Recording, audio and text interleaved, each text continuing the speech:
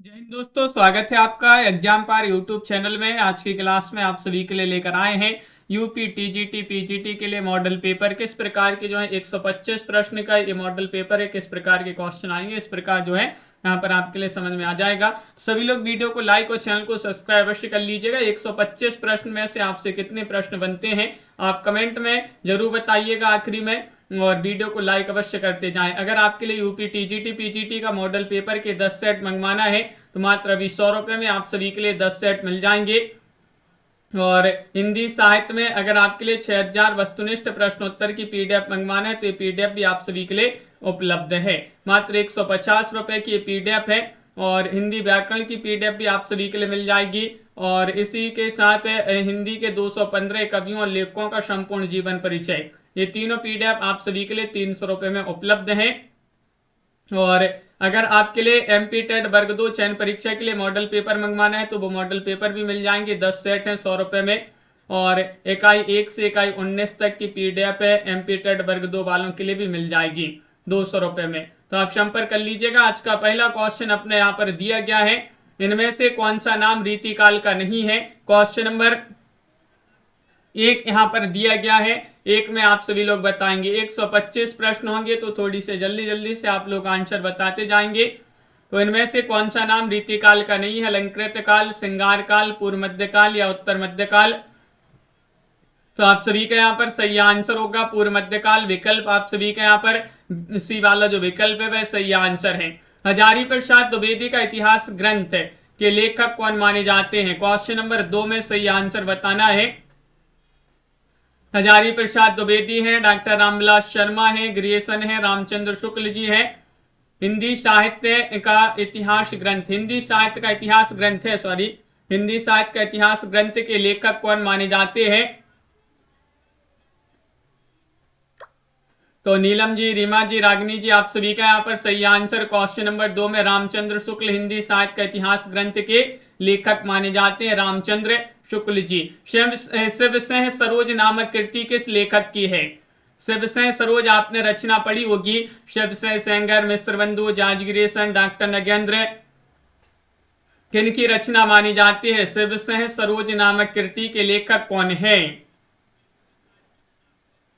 तो आप सभी का यहाँ पर सही आंसर है, ये रचना मानी जाती है शिवसेन सेंगर जो है उन्हीं की रचना है शिवसेन सरोज। विकल्प नंबर 1 आप सभी का यहाँ पर सही आंसर है। वल्लभाचार्य का संबंध किस मत से है। क्वेश्चन नंबर 4 में बताइए। सखी संप्रदाय, चैतन्य संप्रदाय या पुष्टि संप्रदाय या फिर कोई नहीं। रागिनी जी, नीलम जी, रेणु जी, रजनी जी, आप सभी का यहाँ पर सही आंसर क्या होगा। वल्लभाचार्य का संबंध किस मत से है। तो क्वेश्चन नंबर 4 में आप सभी का यहाँ पर सही आंसर होगा विकल्प नंबर सी यानी कि पुष्टि संप्रदाय। आप सभी का यहाँ पर अनुराधा जी सही आंसर, पुष्टि संप्रदाय आप सभी का यहाँ पर सही आंसर है। साहित्य लहरी के रचनाकार कौन है, किनकी रचना मानी जाती है साहित्य लहरी। हसन जी, सूरदास, कबीरदास, तुलसीदास, नंददास। इनमें से आप सभी के लिए यहाँ पर बताना है सिमरन जी और रीता जी। साहित्य लहरी के कृतिकार कौन माने जाते हैं। क्वेश्चन नंबर 5 में आप सभी के यहाँ पर सूरदास जी जो हैं वह आप सभी का यहाँ पर सही आंसर है कि रस मंजरी इनमें से किस कवि की कृति है।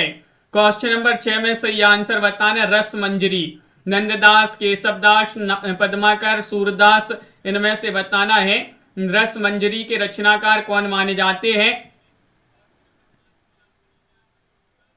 तो आप सभी का यहाँ पर क्वेश्चन नंबर 6 में सही आंसर होगा ये नंददास जी की रचना मानी जाती है। विकल्प नंबर आप सभी का यहाँ पर 1 सही आंसर है रस मंजरी। इनमें से कौन सा कवि तार सप्तक का संपादक रहा है। क्वेश्चन नंबर 7 में धर्मवीर भारती है, अज्ञेय है, मुक्तिबोध है, सर्वेश्वर दयाल सक्सेना है, अरुण जी, सुमन जी। तार सप्तक के संपादक पूछा गया तो चारों सप्तकों के संपादक अज्ञेय ही रहे हैं। सच्चिदानंद, हीरानंद, बादशाह, अज्ञेय। विकल्प आप सभी का यहाँ पर बी वाला जो विकल्प है वह आप सभी का यहाँ पर सही आंसर होगा। क्वेश्चन नंबर 8 है प्रयोगवादी कवि इनमें से कौन सा है। प्रयोगवादी के अंतर्गत कौन आते हैं। अज्ञेय आते हैं, केदारनाथ अग्रवाल, दिनकर, बच्चन। 8 में सही आंसर बताइएगा। नीलम जी, प्रयोगवादी कवि इनमें से कौन है। तो इनमें से अज्ञे आप सभी का यहाँ पर सही आंसर है। सच्चिदानंद, हीरानंद, बादशाह अज्ञे प्रयोगवादी कवि माने जाते हैं। ये वाला विकल्प आप सभी का यहाँ पर सही आंसर है। मधुशाला के रचयिता कौन माने जाते हैं? किस कवि की रचना मानी जाती है मधुशाला? माखनलाल चतुर्वेदी, हरिऔध या फिर अज्ञे बच्चन? इनमें से आप सभी लोग बताइएगा। मधुशाला, मधुबाला, मधुकलश, निशा निमंत्रण, ये सभी रचनाएं जो हैं किनकी मानी जाती हैं? तो बच्चन आप सभी का यहाँ पर सही आंसर है। बच्चन जी जो उन्हीं की रचनाएं हैं। क्वेश्चन नंबर 10 दिया गया, बसेरे से दूर किस विधा की पुस्तक है? क्वेश्चन नंबर 10 में जीवनी है, रेखा चित्र है, उपन्यास है, आत्मकथा है। बसेरे से दूर किस विधा की पुस्तक मानी जाती है? 10वां क्वेश्चन यहाँ पर दिया गया है। प्रियंका जे, कंचन जे, आप सभी का यहाँ पर सही आंसर होगा। ये रचना है आत्मकथा, विकल्प आप सभी का यहाँ पर डी। आत्मकथा जो हरिवंशराय बच्चन की आत्मकथा 4 भागों में है, जिसमें से एक है बसेरे से दूर। नागार्जुन किस वर्ग के कवि माने जाते हैं? क्वेश्चन नंबर 11 में छायावादी, प्रगतिवादी, प्रयोगवादी या आधुनिकतावादी? अरुण जी, सुहानी जी, आप सभी का यहाँ पर सही आंसर है। नागार्जुन जी जो हैं ये किस वर्ग के कवि माने जाते हैं? 11 में आप सभी का यहाँ पर सही आंसर होगा। ये माने जाते हैं प्रगतिवादी कवि, विकल्प आप सभी का यहाँ पर बी वाला विकल्प सही आंसर है। कामायनी किस काल की रचना है? जयशंकर प्रसाद जी जो हैं उन्हीं की रचना है। छायावाद, प्रगतिवाद, प्रयोगवाद, नई कविता, इनमें से आप सभी के लिए बताना है कामायनी जो है किस काल की रचना मानी जाती है? बताइएगा कौन सा विकल्प आप सभी का यहाँ पर सही आंसर होगा। 12वां क्वेश्चन यहाँ पर दिया गया है और 12 में आप सभी का यहाँ पर सही आंसर है कामायनी जो है ये छायावादी रचना मानी जाती है, विकल्प 1 आप सभी का यहाँ पर सही आंसर है। 13वां क्वेश्चन यहाँ पर देखते हैं, देखिएगा ये है पल्लव के रचयिता कवि का नाम बताना है, किन की रचना मानी जाती है पल्लव? प्रसाद, पंत, निराला, महादेव वर्मा, ये चारों छायावाद के 4 स्तंभ माने जाते हैं। प्रसाद, पंत, निराला और महादेव वर्मा। और पल्लव जो रचना है पल्लव पंत की रचना मानी जाती है। क्वेश्चन नंबर 14 दिया गया, वेदना की कवित्री किसे कहा जाता है? महादेव वर्मा या फिर मीराबाई, सरोजिनी नायडू, सुभद्रा कुमारी चौहान?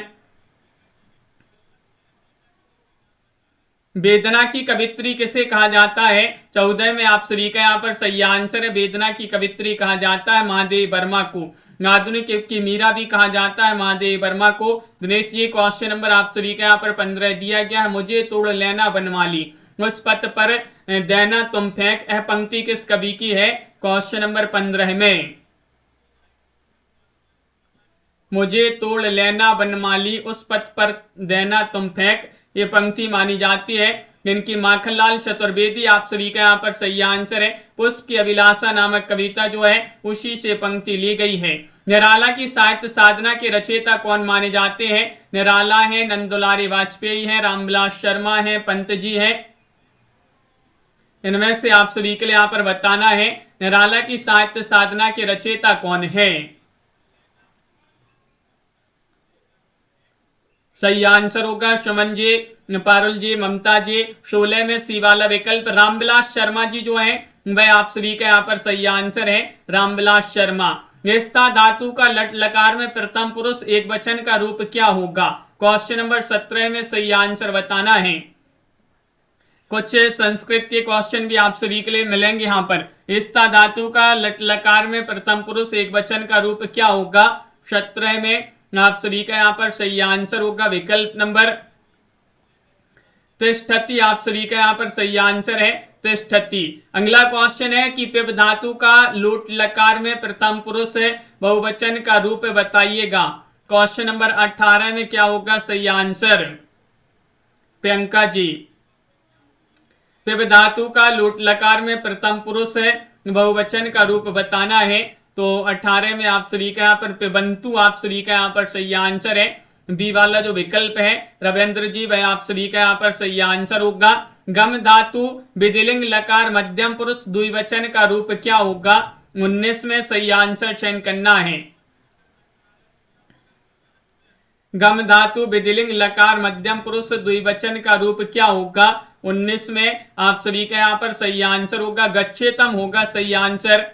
बी वाला जो विकल्प है गच्छेतम आप सभी का यहाँ पर सही आंसर है। अगला क्वेश्चन है भू धातु का लंड लकार में उत्तम पुरुष एक वचन का रूप क्या होगा। क्वेश्चन नंबर आप सभी का यहाँ पर 20 दिया गया है और 20 में आप सभी का यहाँ पर सही आंसर होगा अभवम आप सभी का यहाँ पर सही आंसर होगा सी वाला विकल्प। डंके की चोट पर कहना मुहावरे का अर्थ क्या होगा 21 में बताना। जोर से कहना, स्पष्टता से कहना, अभिमान के साथ कहना, गाली देते हुए कहना। डंके की चोट पर कहना इसका अर्थ ये मुहावरा यहाँ पर दिया गया 21 में आप सभी के लिए यहाँ पर बताना है और इसका सही आंसर होगा स्पष्टता से कहना। डंके की चोट पर कहना यानी कि स्पष्टता से कहना। क्वेश्चन नंबर 22 दिया है कलेजे पर पत्थर रखना मुहावरे का अर्थ बताना है। विपत्ति में धैर्य धारण करना, दुखी होना, ईर्ष्या करना, बुरा चाहना। कलेजे पर पत्थर रखना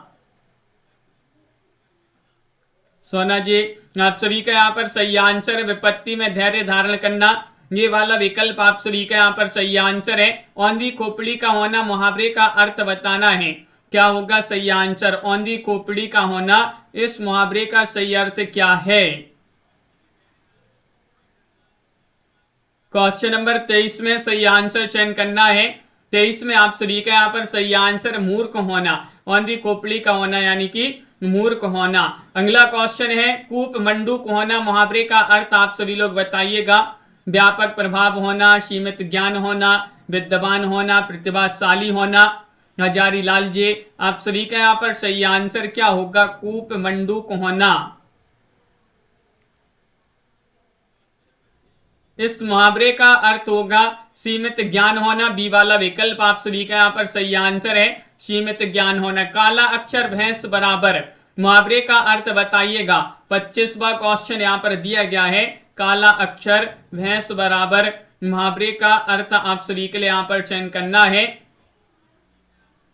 25वां क्वेश्चन यहाँ पर दिया गया है और आप सभी का यहाँ पर सही आंसर होगा बी वाला विकल्प यानी कि निरक्षर होना। विकल्प नंबर 2 आप सभी का यहाँ पर राजा जी सही आंसर होगा। सर्वेश्वर दयाल सक्सेना जी जो है किस सप्तक के कवि माने जाते हैं। क्वेश्चन नंबर 26 में सही आंसर बताइए। तीसरे सप्तक, दूसरा सप्तक, तार सप्तक, चौथा सप्तक बताइए।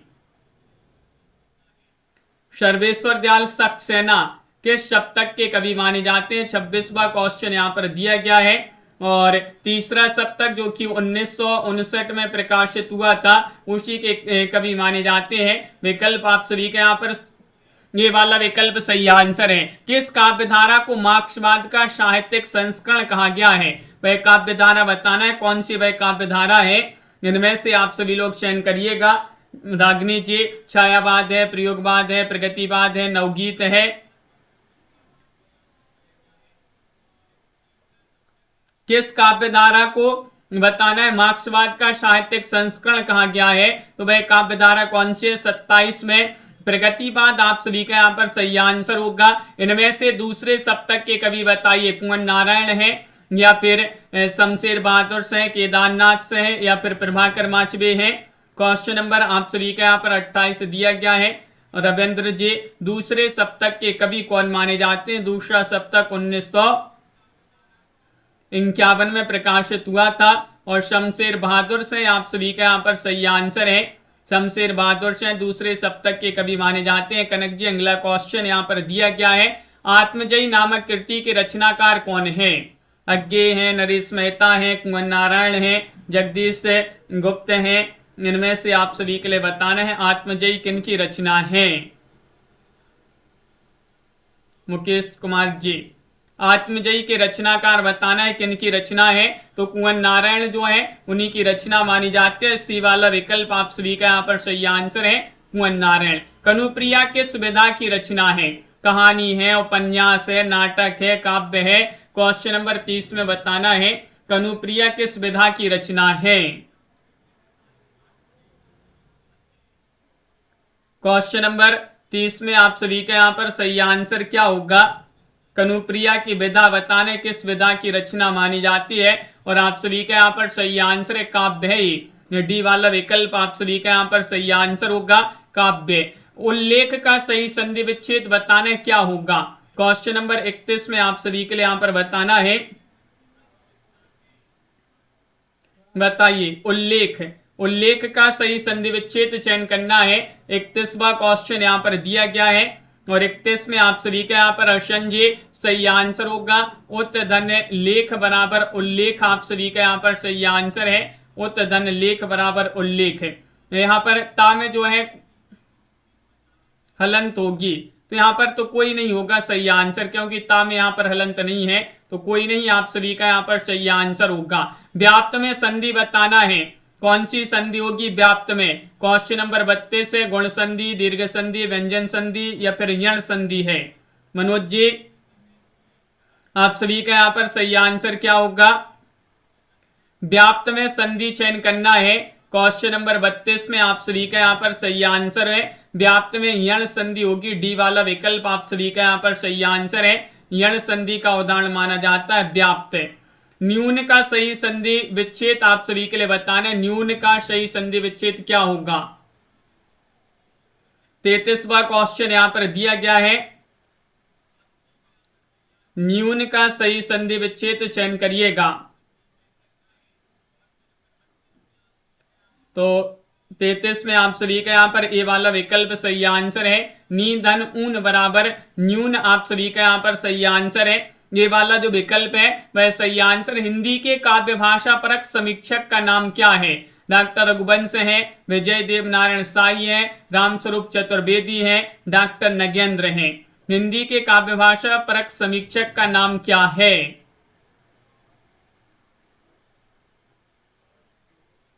क्वेश्चन नंबर 34 यहां पर दिया गया है और 34 में सही आंसर है कि हिंदी के काव्य भाषा परक समीक्षक का नाम यहां पर पूछा गया है। तो रामस्वरूप चतुर्वेदी आप सभी के यहाँ पर सी वाला विकल्प आप सभी लोगों ने सही आंसर चयन किया है। कनक जी क्वेश्चन नंबर 35 है कि यहाँ पर आप सभी के लिए बताना है कि अपभ्रंश का वाल्मीकि इनमें से आपके लिए बताने किसे कहा जाता है। धनपाल को, पुष्पदंत, शंभु, देवसेन को, इनमें से आप सभी के लिए चयन करना है। अपभ्रंश का वाल्मीकि किसे कहा जाता है।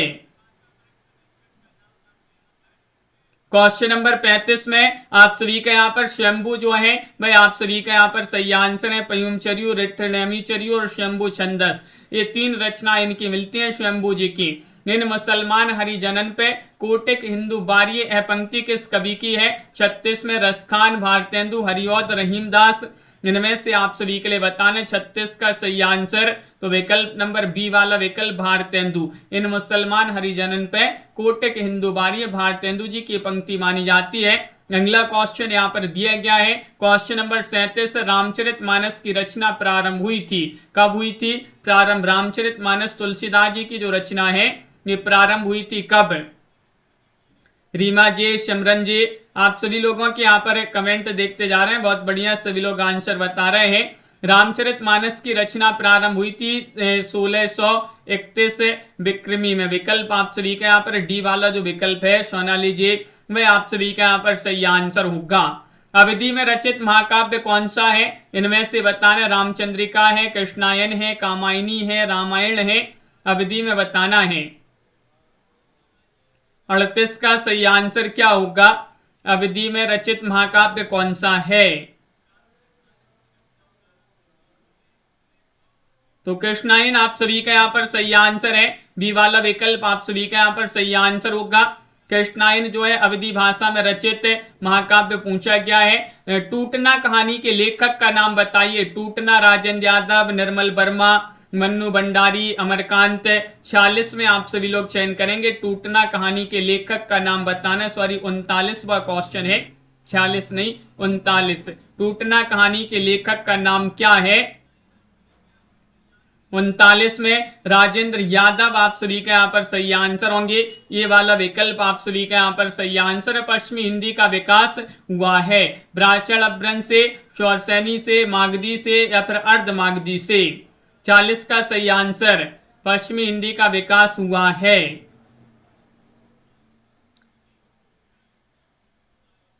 40 में आप सभी का यहाँ पर सही आंसर क्या होगा ये चयन करना है। तो आप सभी का यहाँ पर सही आंसर है शौरसेनी अपभ्रंश। आप सभी का यहाँ पर सही आंसर है शौरसेनी अपभ्रंश से पश्चिमी हिंदी का विकास हुआ है।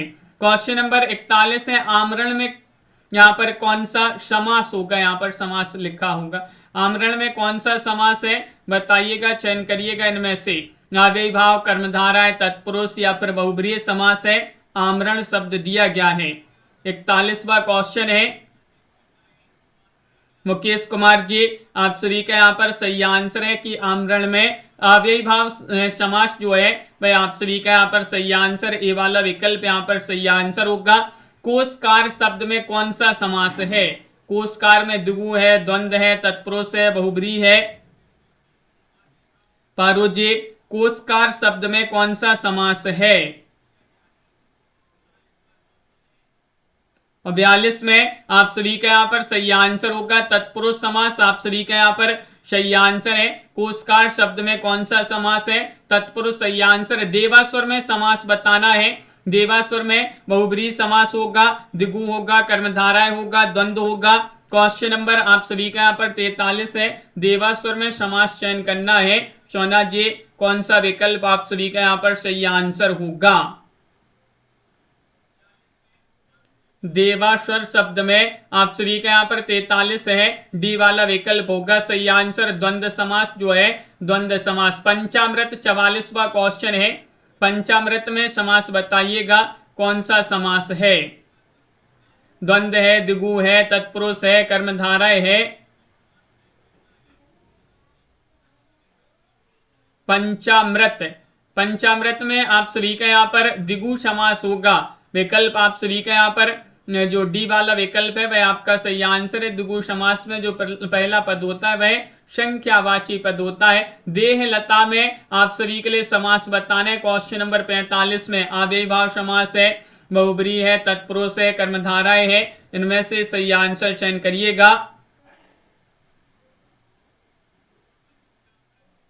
देह लता शब्द में समास चयन करना है। तो 45 का सही आंसर होगा कर्म धारय। आप सभी का यहाँ पर सही आंसर होगा डी वाला जो विकल्प है कर्म धारय, वह आप सभी का यहाँ पर सही आंसर है। त्रिनेत्र शब्द में कौन सा समास है? कर्मधारय, द्विगु, तत्पुरुष, बहुब्रीहि। त्रिनेत्र शब्द में कौन सा समास है? क्वेश्चन नंबर 46 में आप सभी का यहाँ पर सही आंसर होगा हर्षन जी, अरुण जी। विकल्प आप सभी का यहाँ पर डी वाला विकल्प यहाँ पर भी बहुब्रीहि समास होगा। बहुब्रीहि समास होगा इसमें त्रिनेत्र में। अगला क्वेश्चन यहाँ पर क्या है? क्वेश्चन नंबर आप सभी का यहाँ पर 47 है। हिंदी वर्णमाला में कितने वर्ण हैं? 50 है, 54 है, 52 है, 55 है। हिंदी वर्णमाला में वर्णों की संख्या आप सभी के लिए यहाँ पर चयन करना है। नीलम जी, आप सभी का यहाँ पर सही आंसर होगा 47 में विकल्प नंबर सी। आप सभी का यहाँ पर सही आंसर है कि 52। हिंदी वर्णमाला में कितने वर्ण हैं? 52 वर्ण है। विकल्प आप सभी का यहाँ पर सही आंसर होगा। प्रेमाख्यान कवियों को किस नाम से पुकारा जाता है? 48 में संत कवि, सूफी कवि या फिर रीतिकालीन कवि, नाथपंथी कवि। इनमें से बताना है।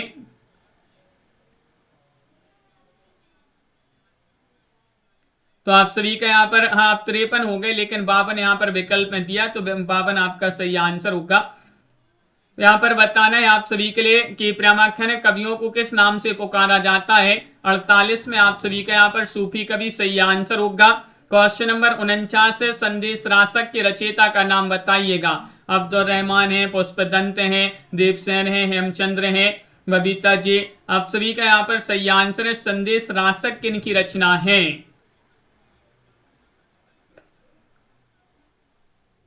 कविता जी, संदेश रासक जो रचना है ये रचना मानी जाती है अब्दुल रहमान की। अब्दुल रहमान या अब्दुल रहमान जो है इन्हीं की रचना संदेश रासक। क्वेश्चन नंबर आप सभी का यहाँ पर 51 है कि अनुभाव कितने प्रकार के होते हैं? 8, 4, 6 या फिर 3 प्रकार के होते हैं। 50वां क्वेश्चन है अनुभाव कितने प्रकार के होते हैं? उज्जवल जी, श्वेता जी।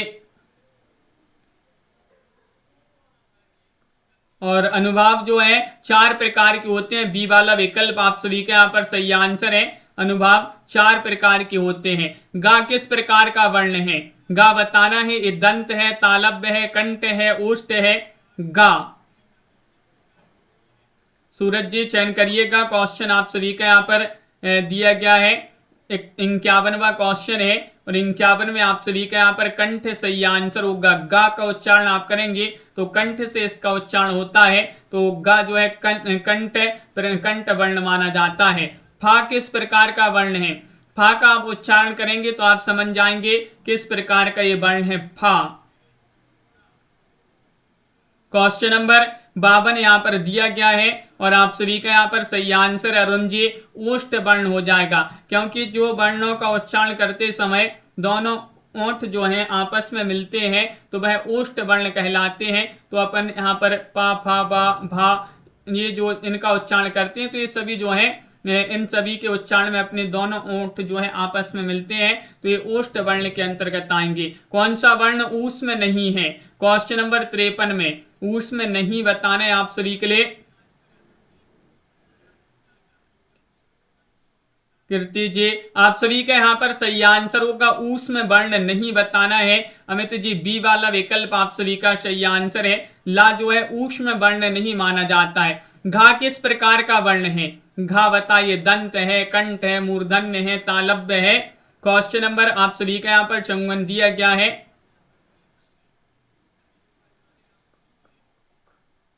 तो जो का, खा, गा, घा ये जो है ये कंठ वर्ण के अंतर्गत आते हैं। जब इनका उच्चारण करते हैं ना अपन तो कंठ से जो है इनका उच्चारण होता है। सपना जी तो ये कंठ वर्ण के अंतर्गत आएगा। जा जो है किस प्रकार का वर्ण है?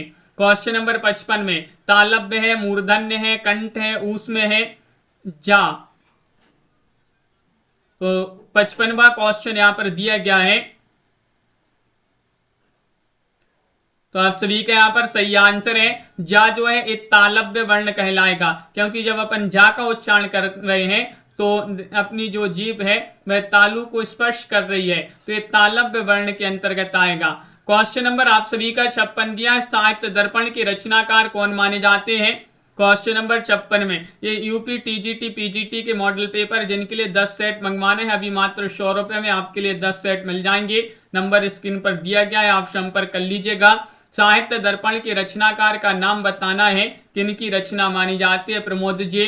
तो सही आंसर होगा ये रचना है विश्वनाथ जी जो है उन्हीं की रचना है। 57वां क्वेश्चन रससूत्र किस आचार्य की देन है?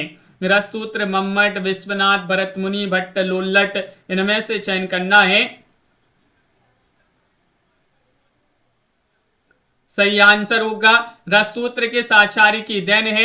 57वां क्वेश्चन है और आप सभी का यहाँ पर भरत मुनि जो है वह आप सभी का यहाँ पर सही आंसर होंगे। भरत मुनि यहाँ पर सही आंसर है। निम्न आचार्यों को काल के आरोही क्रम में व्यवस्थित करना है। 58वां क्वेश्चन यहाँ पर दिया गया है, बताइएगा कौन सा विकल्प आप सभी का यहाँ पर 58 में सही आंसर होगा। आचार्य यहाँ पर दिए गए हैं, इनको काल के आरोही क्रम में बताना है। तो सबसे पहले भामह, उनके बाद दंडी, दंडी के बाद मम्मट और फिर आएंगे विश्वनाथ। तो विकल्प नंबर 1 आप सभी का यहाँ पर सही आंसर होगा। ये वाला विकल्प जो है वह आपका सही आंसर है। वृक्ष कटिकम के रचयिता कौन है? किन की रचना है? भास कवि, कालिदास, श्रीहर्ष, शूद्रक किन की रचना है? वृक्ष कटिकम के रचयिता बताना है। 59 में आप सभी का यहाँ पर सही आंसर होगा। वृक्ष कटिकम जो रचना है शूद्रक की रचना मानी जाती है। डी वाला विकल्प आप सभी का यहाँ पर सही आंसर होंगे। शूद्रक आप सभी का यहाँ पर सही आंसर है। अगला क्वेश्चन यहाँ पर 60वां क्वेश्चन है, कंचन का समानार्थी शब्द कौन सा है? कंचन का चांदी होगा, सोना होगा, धतूरा, तांबा। क्वेश्चन नंबर 60 में कंचन का समानार्थी पूछा गया है। चेतन जी आप सभी का यहाँ पर सही आंसर होगा। कंचन का समानार्थी सोना माना जाएगा। डी वाला जो विकल्प है वह आप सभी का यहाँ पर सही आंसर है, कंचन का सोना होगा। अगला क्वेश्चन है, सोम का समानार्थी शब्द कौन सा है? सोम का सोमवार होगा, पीयूष होगा, सूर्य होगा, सरोवर होगा। इनमें से आप सभी लोग बताइएगा सोम का समानार्थी शब्द है।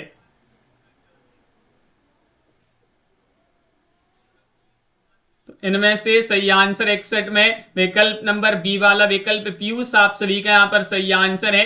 चौम का समानार्थी पीयूष माना जाता है और शिखी का समानार्थी शब्द क्या माना जाता है? मोर है, बाण है, सूर्य है, पतंग है। क्वेश्चन नंबर 62 में शिखी, शिखी शब्द दिया गया, इसका समानार्थी शब्द क्या माना जाता है? 62 में आप सभी का यहाँ पर सही आंसर होगा मोर। शिखी का समानार्थी क्या माना जाता है? मोर माना जाता है। अगला क्वेश्चन यहाँ पर देखिएगा, क्वेश्चन नंबर आप सभी का यहाँ पर दिया गया है 63। इनमें से हिरण का पर्यायवाची नहीं है, नहीं चयन करना है। कौन सा? सारंग, कुरंग, अही, मृग। कौन सा हिरण का पर्यायवाची नहीं है? 63वां क्वेश्चन यहाँ पर दिया गया है। और 63 में आप सभी का यहाँ पर साधना जी सही आंसर होगा। सपना जी विकल्प नंबर सी आप सभी का यहाँ पर अही जो है, अही शब्द है, ये हिरण का पर्यायवाची नहीं माना जाता है। बाकी सारंग, कुरंग और मृग ये माने जाते हैं। इनमें से घोड़े का पर्यायवाची नहीं है। कौन सा नहीं है? सिंधु नहीं है, हाय, घोटक, सैंधव। क्वेश्चन नंबर 64 में आप सभी का यहाँ पर सही आंसर घोड़े का पर्यायवाची नहीं बताना है हेमलता जी। तो इनमें से आपका सही आंसर सिंधु सही आंसर होगा। ये वाला जो विकल्प है सिंधु, ये घोड़े का पर्यायवाची नहीं। युगे युगे क्रांति के रचनाकार कौन है? 65वां क्वेश्चन यहाँ पर दिया गया है। युगे युगे क्रांति सुरेंद्र वर्मा, मोहन राकेश, उदय शंकर भट्ट, विष्णु प्रभाकर, इनकी रचना मानी जाती है। ये आप सभी के लिए यहाँ पर चयन करना है। अनबीजे, तो आप सभी का यहाँ पर सही आंसर होगा, ये रचना मानी जाती है विष्णु प्रभाकर जी की। 65 में आप सभी का यहाँ पर डी वाला विकल्प सही आंसर है। कौन सा नाटक जगदीश चंद्र माथुर का है? इनमें से आप सभी का सही आंसर क्या होगा? डॉक्टर है, शारदिया है, 8वां सर्ग है, द्रौपदी है। वह नाटक जो जगदीश चंद्र माथुर जी का माना जाता है। इनमें से आप सभी के लिए सही आंसर चयन करना है। तो 66 में आप सभी का यहाँ पर बी वाला विकल्प सही आंसर होगा, शारदिया। शारदिया जगदीश चंद्र माथुर का नाटक है। प्रगतिवादी काव्य की समय सीमा क्या मानी जाती है? जो प्रगतिवाद है, ये कब से कब तक इसकी समय सीमा मानी गई है, ये आप सभी लोग यहाँ पर चयन करेंगे। क्वेश्चन नंबर आप सभी का यहाँ पर 67 दिया गया है और 67 में आप सभी का यहाँ पर सही आंसर है। प्रगतिवादी काव्य की जो समय सीमा 1936 से 1940 की जो समय सीमा है, वह प्रगतिवाद की समय सीमा मानी जाती है। अगला क्वेश्चन है, लाल पान की बेगम कहानी के रचयिता कौन है? लाल पान की बेगम कहानी के रचयिता कौन है? तो आप सभी का यहाँ पर तैयारी होगी। लाल पान की बेगम जो है ये फणेश्वरनाथ रेणु जी की कहानी है, जिन्हें हिंदी का प्रथम आंचलिक उपन्यासकार के रूप में जाना जाता है, रेणु जी को। सरस्वती पत्रिका के संपादक बताइएगा। भारतेंदु हरिश्चंद्र, जयशंकर प्रसाद या फिर महावीर प्रसाद द्विवेदी, प्रेमचंद। हाँ सिमरन जी, तो आप सभी का यहाँ पर सही आंसर है, चयन करिएगा। क्वेश्चन आप सभी का यहाँ पर 69 है। सरस्वती पत्रिका के संपादक आप सभी का यहाँ पर महावीर प्रसाद द्विवेदी सही आंसर होंगे। 1903 से 1920 तक इन्होंने सरस्वती पत्रिका का संपादन किया है। उदंत मार्तंड नामक पत्र कहाँ से प्रकाशित होता था? क्वेश्चन नंबर आप सभी का यहाँ पर 70 दिया गया है। उदंत मार्तंड जो पत्र था, श्वेता जी, ये प्रकाशित होता था कहां से? तो 70 में आप सभी का यहाँ पर सही आंसर है कलकत्ता से। उदंत मार्तंड पत्र कहां से प्रकाशित होता था? कलकत्ता से। मोर का तत्सम क्या होगा? क्वेश्चन नंबर यहाँ पर 71 दिया। मोर का तत्सम मयूर होगा, मयूर होगा, मोर मुकुट होगा, कोई नहीं होगा। 71 में आप सभी के लिए यहाँ पर चयन करना है। मोर का तत्सम आप सभी के लिए यहाँ पर बताना है। तो आप सभी का यहाँ पर मोर का तत्सम माना जाता मयूर। बी वाला विकल्प आप सभी का यहाँ पर सही आंसर है। मोर का तत्सम मयूर माना जाता है। बछड़ा किस शब्द से विकसित है? बछड़ा जो है बच्चा, बक्ष, वत्स या फिर कोई नहीं। 72 में बताना है, 72 में कि बछड़ा किस शब्द से विकसित है। 72 का सही आंसर है वत्स। आप सभी का यहाँ पर सही आंसर होगा। बछड़ा किस शब्द से विकसित है? तो वत्स आप सभी का यहाँ पर सही आंसर है। साखी का तत्सम रूप क्या, साखी का तत्सम क्या होगा? साखी का तत्सम साक्ष होगा, साक्षी होगा, साक्षी या फिर कोई नहीं। 73 में सही आंसर चयन करना है साखी का तत्सम। और 73 में आप सभी का यहाँ पर सही आंसर साक्षी माना जाता है।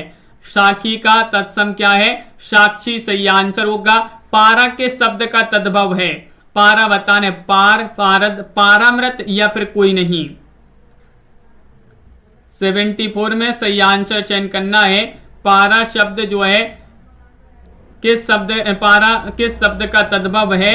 तो पारद आप सभी का यहाँ पर सही आंसर होगा। बी वाला जो विकल्प है पारद वह सही आंसर है। क्वेश्चन नंबर 75 भौजाई का तत्सम क्या होगा? क्वेश्चन नंबर 75 में भाभी होगा, भ्रात जाया होगा, भ्रात पत्नी या फिर कोई नहीं। 75 में आप सभी के लिए यहाँ पर सही आंसर चयन करना है। 75 में आप सभी का यहाँ पर सही आंसर क्या है? सोना जी, स्वानी जी, सुमन जी। विकल्प नंबर बी वाला विकल्प आप सभी का यहाँ पर सही आंसर है। भ्रात, भ्रातृ जाया आप सभी का यहाँ पर सही आंसर होगा। बी वाला विकल्प है। अगला क्वेश्चन यहाँ पर है जिज्ञासु का सही अर्थ बताना है। क्या होता है? क्वेश्चन नंबर 76 में जो जितना चाहता हो या जानने की इच्छा रखने वाला, जो जान चुका हो या जिसे कुछ नहीं आता। जिज्ञासु का अर्थ आप सभी के लिए बताना है। युगांश्री, तो आप सभी का यहाँ पर सही आंसर होगा 76 में जानने की इच्छा रखने वाला के लिए जिज्ञासु कहा जाता है। बी वाला विकल्प आप सभी का यहाँ पर सही आंसर है। अंतेवासी शब्द यहाँ पर दिया गया है। अंतेवासी शब्द, अंतेवासी किस अर्थ में प्रयुक्त होता है? बताइए। अन्य स्थान पर रहने वाला, नगर में रहने वाला, नदी किनारे रहने वाला या गुरु के समीप रहने वाला। 77 में सही आंसर बताना है। अंतेवासी किस अर्थ में प्रयुक्त होता है? तो आप सभी का यहाँ पर सही आंसर होगा गुरु के समीप रहने वाला। विकल्प नंबर डी आप सभी का यहाँ पर सही आंसर है। प्रभाती का तात्पर्य क्या है? प्रभात में गाए जाने वाला गीत, रात्रि में गाए जाने वाला गीत, देशभक्ति का गीत या राष्ट्रीय गीत। क्वेश्चन नंबर 78 में आप सभी के लिए यहाँ पर प्रभाती शब्द यहाँ पर दिया गया है और प्रभाती का सही अर्थ क्या है ये बताना है। सुबोध जी, सही आंसर होगा प्रभात में गाए जाने वाला गीत के लिए प्रभाती कहा जाता है। ये वाला विकल्प आप सभी का यहाँ पर सही आंसर है। अगला क्वेश्चन, मछली जैसी आंखों वाली के लिए एक शब्द क्या होगा? मृगनयनी कहेंगे, मीन केतु कहेंगे, मीनाक्षी कहेंगे, मृगाक्षी कहेंगे। क्वेश्चन नंबर 79 में कि मछली जैसी आंखों वाली के लिए एक शब्द क्या कहेंगे? शौर्य जी, आप सभी का यहाँ पर सही आंसर होगा उसे कहा जाता है मीनाक्षी। विकल्प आप सभी का यहाँ पर सी वाला विकल्प, मछली जैसी आंखों वाली के लिए मीनाक्षी कहा जाता है। क्वेश्चन नंबर 80 है 100 वर्ष के समय को क्या कहेंगे? शताब्दी कहेंगे, शतक कहेंगे, दशक कहेंगे, सहस्त्राब्दी कहेंगे। क्वेश्चन आप सभी का यहाँ पर 80 दिया गया है और 100 वर्ष के समय को क्या कहेंगे? अमित जी, आप सभी का यहाँ पर 80 में सही आंसर होगा शताब्दी कहा जाएगा उसके लिए। शताब्दी आप सभी का यहाँ पर ए वाला विकल्प है। श्रृंगार रस का स्थायी भाव क्या है? क्वेश्चन नंबर 81 में श्रृंगार का श्रृंगारी होगा, रति, प्रेम या हर्ष होगा। क्या होगा सही आंसर? इनमें से बताना है। श्रृंगार का स्थायी भाव रति माना जाता है। शोक किस रस का स्थायी भाव है? बताइए। श्रृंगार, वीर, करुण या फिर भयानक है। 82 में सही आंसर बताना है। शोक जो है किस रस का स्थायी भाव माना जाता है? आकाश जी, आप सभी का यहाँ पर सही आंसर होगा। यहाँ पर शोक जो है करुण का शोक माना जाता है। सॉरी, सी वाला विकल्प जो है करुण का शोक स्थायी भाव माना जाता है। सी वाला विकल्प। किस रस को रसराज कहा जाता है? क्वेश्चन नंबर 83 में बताया वीर, श्रृंगार, हास्य या फिर भयानक को इनमें से चयन करिएगा। वीडियो को लाइक भी करते जाइएगा। सभी लोग जिन्होंने अभी तक लाइक नहीं किया है, बहुत सारे लोग हैं वीडियो को लाइक नहीं किए हैं, लाइक करते जाएं। 125 प्रश्न पूरे यहाँ पर करवाए जाएंगे। और किस रस को रसराज कहा जाता है? श्रृंगार आप सभी का यहाँ पर सही आंसर है। खूब लड़ी मर्दानी वह तो झांसी वाली रानी थी। इस पंक्ति में रस बताना वीर, बीभत्स, श्रृंगार या प्रकरण रस है। खूब लड़ी मर्दानी वह तो झांसी वाली रानी थी, ये पंक्ति जो है इस पंक्ति में वीर रस होगा। ये वाला विकल्प आप सभी का यहाँ पर सही आंसर है। जहां उपमेय की तुलना उपमान से की जाए वहां पर कौन सा अलंकार होता है ये बताना। जहां उपमेय की तुलना उपमान से की जाए वहां पर उपमा, रूपक, उत्प्रेक्षा या संदेह अलंकार होता है। 85वां क्वेश्चन यहाँ पर दिया गया है और 85 में आप सभी का यहाँ पर उपमा अलंकार आप सभी का यहाँ पर सही आंसर है। ये वाला विकल्प जो है वह आप सभी का यहाँ पर सही आंसर होगा। अगला क्वेश्चन है जनु जानो मनु मानो का प्रयोग आप सभी के लिए बताने किस अलंकार में होता है? रूपक में, उत्प्रेक्षा में, प्रतीक में, व्यतिरेक में। शासी आंसर जनु जानो मनु मानो का प्रयोग किस अलंकार में होता है?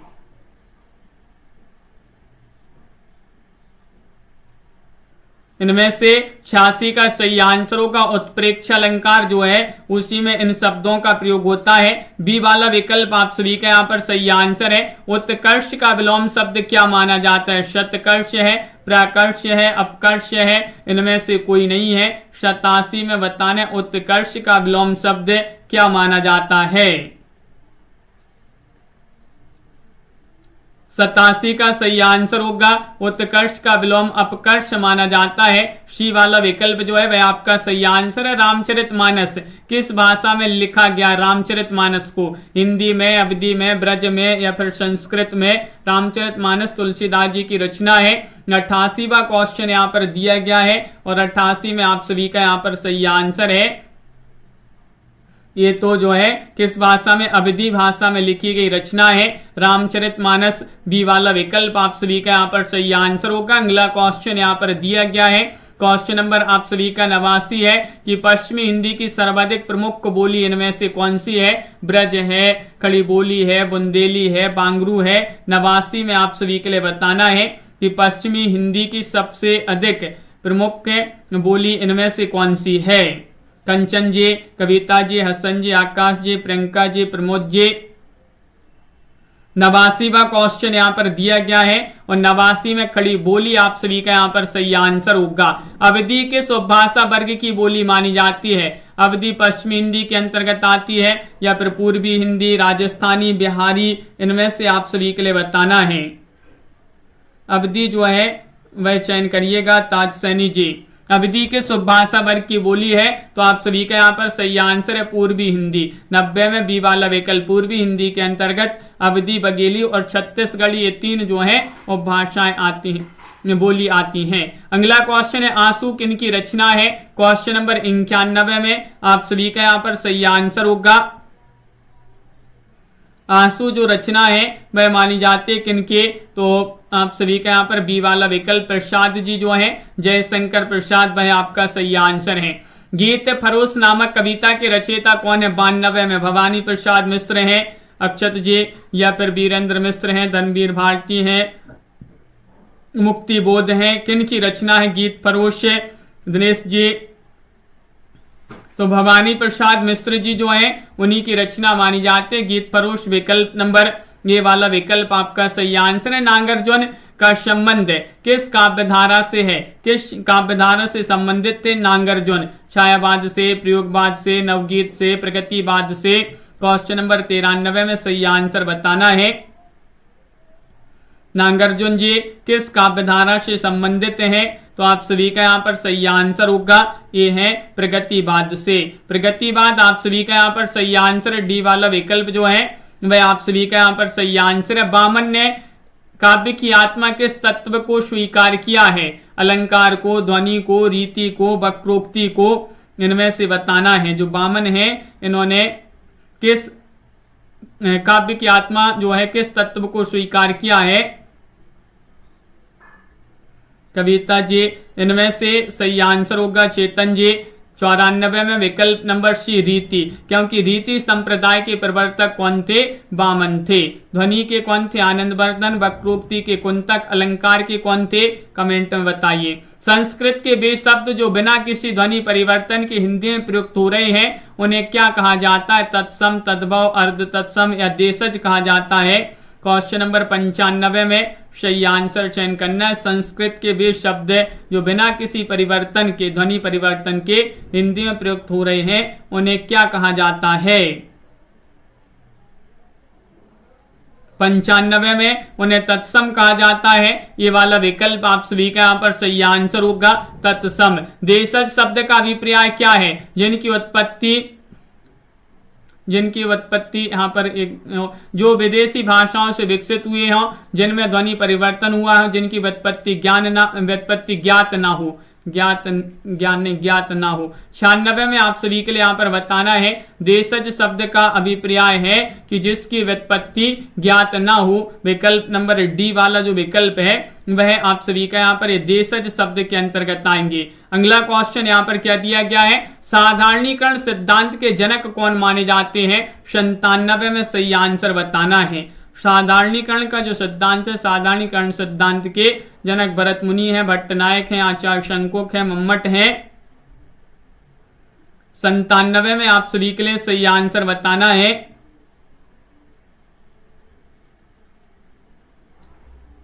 पारुल जी, आकाश जी, बहुत बढ़िया। 97 में बी वाला 97 में सही आंसर बी है, यानी कि भट्टनायक आप सभी का यहाँ पर सही आंसर है। इनमें से अर्धविराम चिन्ह का चयन करना है। कौन सा चिन्ह अर्धविराम का चिन्ह है? 98वां क्वेश्चन यहाँ पर दिया गया है। अर्धविराम पूछा गया है।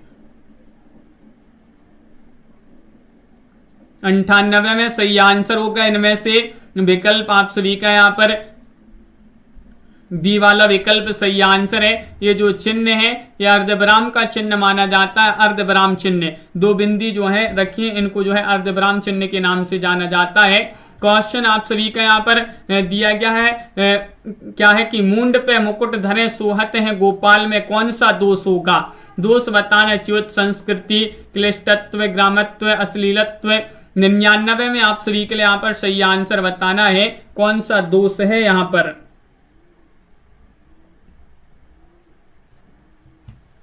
तो सही आंसर है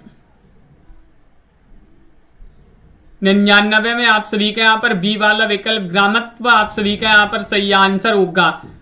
अगला क्वेश्चन यहाँ पर देखिए, हाइकू कविता का मूल स्थान क्या है? भारत है, चीन है, या फिर कंबोडिया है, या फिर जापान है। क्वेश्चन नंबर 100 में आप सभी के लिए यहाँ पर चयन करना है। हाइकू कविता जो है, हाइकू कविता का मूल स्थान आप सभी के लिए यहाँ पर बताना है। इनमें से तो आप सभी का यहाँ पर 100 में जापान सही आंसर होगा। डी वाला जो विकल्प है जापान, वह आप सभी का यहाँ पर सही आंसर है। क्वेश्चन आप सभी का यहाँ पर 101 क्या दिया कि यतश्च निर्धारणम किस व्यक्ति से जुड़ा सूत्र है? षष्ठी, सप्तमी, या फिर चतुर्थी, या फिर द्वितीया।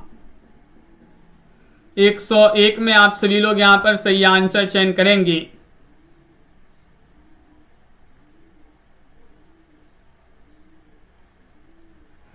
तो सही आंसर है इनमें से 101 में आप सभी का सही आंसर होगा बी वाला विकल्प सप्तमी आप सभी का यहाँ पर सही आंसर है। क्वेश्चन नंबर 2 दिया है कि दृष्टवा में प्रत्यय आप सभी के लिए बताना है। कौन सा प्रत्यय होगा? 102 का सही आंसर बताना है। शब्द दिया गया है दृष्टवा, शब्द में कौन सा प्रत्यय है? सोना जी, सूरज जी, सुमन जी, और आप सभी का यहाँ पर सही आंसर होगा 102 में कृत्वा प्रत्यय आप सभी का यहाँ पर विकल्प नंबर ये वाला जो विकल्प है वह आप सभी का यहाँ पर सही आंसर। अभ्यागत शब्द में उपसर्ग बताइए, चयन करना है। जिनके लिए यूपी टीजीटी पीजीटी के मॉडल पेपर की सेट 10 सेट मंगवाना है, अभी मात्र 100 रुपए में आप सभी के लिए ये पीडीएफ मिल जाएगी। ये पीडीएफ में 10 सेट आप सभी के लिए उपलब्ध है, आप संपर्क करिएगा, नंबर स्क्रीन पर दिया गया है। और अभ्यागत शब्द में उपसर्ग बताना है, तो 103 का सही आंसर अभी सही आंसर होगा।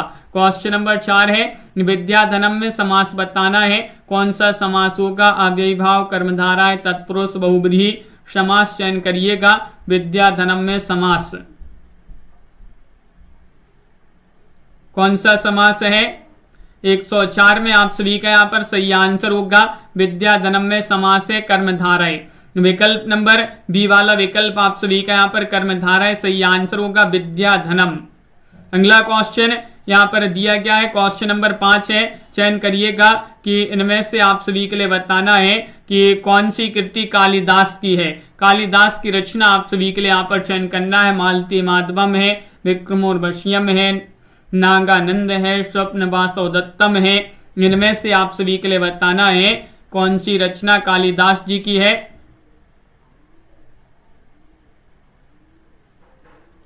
सही आंसर होगा बी वाला विकल्प विक्रमोर्वशीयम। आप सभी का यहाँ पर सही आंसर होगा विक्रमोर्वशीयम कालिदास जी की रचना मानी जाती है। उत्तर रामचरितम किन की रचना है? क्वेश्चन नंबर 6 में सही आंसर बताइएगा। सुनैना जी चयन करिएगा सभी लोग। उत्तर रामचरितम किन की रचना मानी जाती है? तो इनमें से आप सभी का यहाँ पर सही आंसर होगा ये रचना मानी जाती है किनके? भवभूति जो है उन्हीं की रचना है उत्तर रामचरितम। क्वेश्चन नंबर आप सभी का यहाँ पर 7 दिया गया है। एक रचना जो है बृहत्तरी में आती है, वह रचना आप सभी के लिए बताना है। कुमार संभव है, कुमार संभवम है, शिशुपाल वधम है, स्वप्न वासवदत्तम है, विज्ञान शकुंतलम है।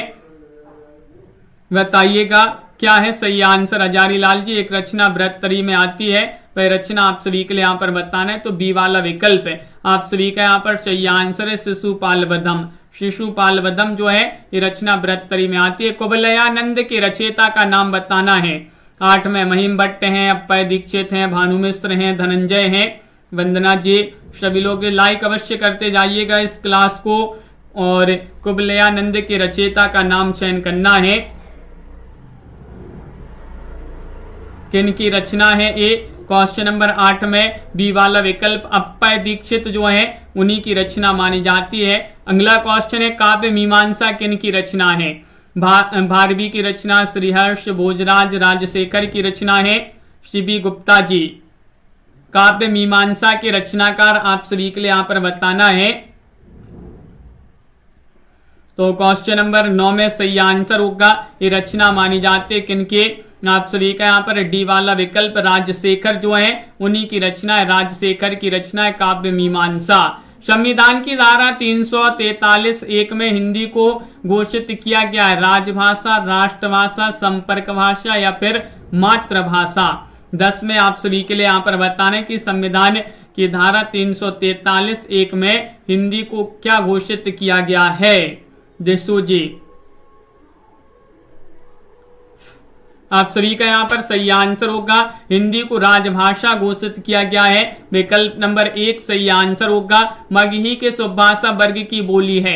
मगही राजस्थानी, बिहारी, पूर्वी हिंदी, पश्चिमी हिंदी। इनमें से आप सभी लोग बताएंगे मगही के उपभाषा वर्ग की बोली है। क्वेश्चन नंबर 11 में आप सभी का यहाँ पर बिहारी सही आंसर होगा। बी वाला विकल्प जो है बिहारी वह आप सभी का यहाँ पर सही आंसर है। क्वेश्चन नंबर 12 है बीभत्स रस का स्थायी भाव क्या है? जुगुप्सा है, भय है, निर्वेद है, क्रोध है। 112 में सही आंसर बताना है।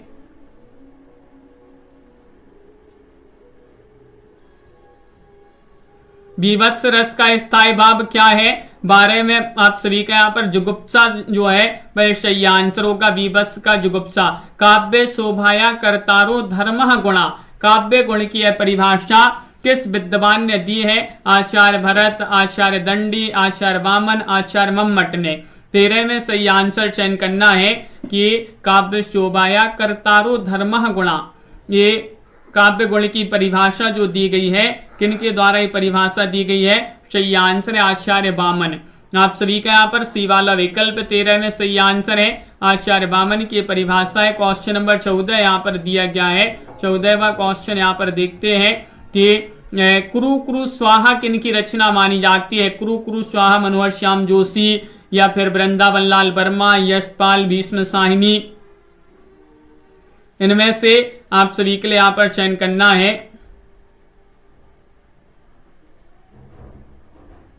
कुरु कुरु स्वाहा जो है मनोहर श्याम जोशी जी की रचना मानी जाती है। क्वेश्चन नंबर 15 राजन शब्द का तृतीय बहुवचन का रूप क्या होगा?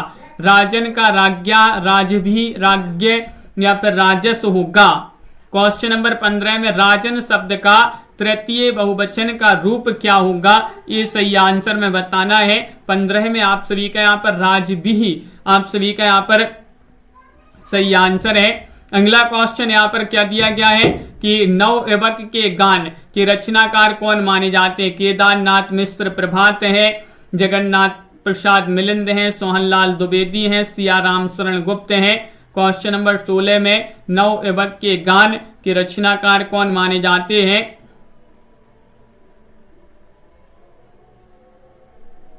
तो आप सभी के यहाँ पर जगन्नाथ प्रसाद मिलिंद जो है भाई आप सभी के यहाँ पर सही आंसर होंगे। जगन्नाथ प्रसाद मिलिंद आपका सही आंसर है। तुम और मैं कविता के रचनाकार कौन है। हरिवंश राय बच्चन, निराला प्रसाद या महादेव वर्मा। 17 में आप सभी के लिए यहाँ पर चयन करना है तुम और मैं कविता के रचनाकार कौन है। अपन ने याद किया था कि तुम और मैं निराले हैं, तो ये निराला जी की रचना मानी जाती है। अनंत जी विकल्प नंबर बी आप सभी का सही आंसर है। किनकी छत्र छाया में रहकर बालिका मीरा के हृदय में गिरधर गोपाल के प्रति अनन्य आस्था उत्पन्न हुई थी। कर्नल टॉड, राव दूधा, राव रत्न सिंह, मालदेव। इनमें से आप सभी के लिए बताना है।